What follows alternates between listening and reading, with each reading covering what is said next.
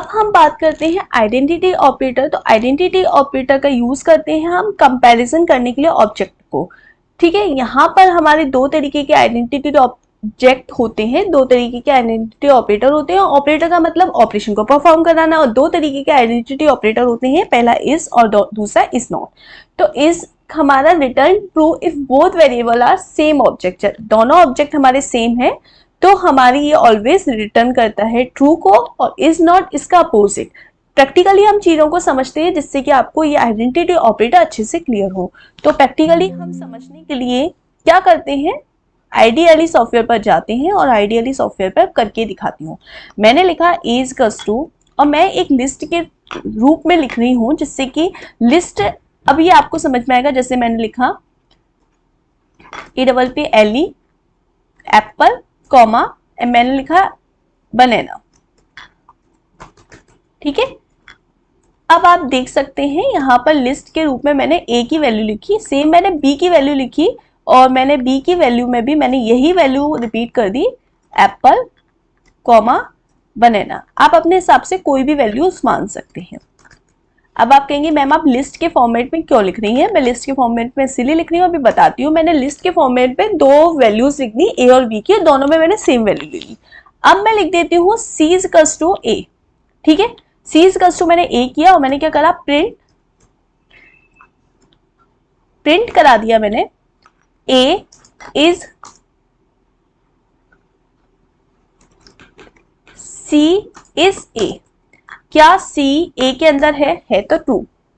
अब मैं again print करा के दिखाती हूँ आपको। मैंने लिखा B is C is B. क्या बी सी के अंदर है?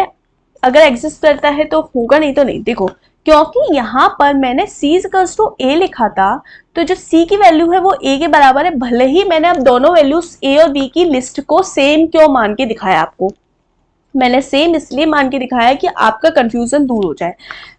चाहे ए बी और सी की तीनों की वैल्यूज हमारी बराबर है, ए की वैल्यू एप्पल बनाना, बी की वैल्यू एप्पल बनाना, और सी इक्वल्स टू मैंने ए करा, तो देखा जाए तो चीजें तीनों बराबर है। लेकिन क्योंकि यहाँ पर मैंने लिखा प्रिंट सी इज ए, तो सी क्योंकि मैं लिख रही हूँ सी का ए के अंदर वैल्यू है और सी बराबर ए है, इसीलिए ट्रू है। सी इज इन बी, क्या सी की वैल्यूज बी में एग्जिस्ट कर रही हैं? देखने पर कर रही हैं, लेकिन लॉजिकली प्रैक्टिकली वो नहीं मानता बराबर, क्योंकि यहाँ पर मैंने सी इज इक्वल्स टू कहीं भी बी नहीं दिया है।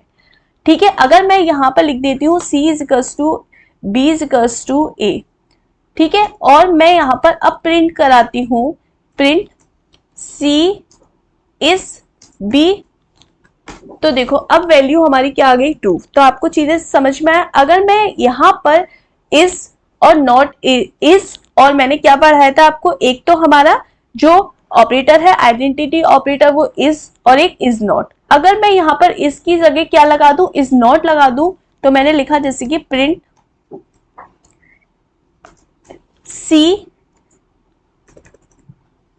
सी इज नॉट बी, तो अब क्या आएगा, अब यही ट्रू जो आ रहा था अब क्या आएगा, फॉल्स। ठीक है, मैंने लिखा प्रिंट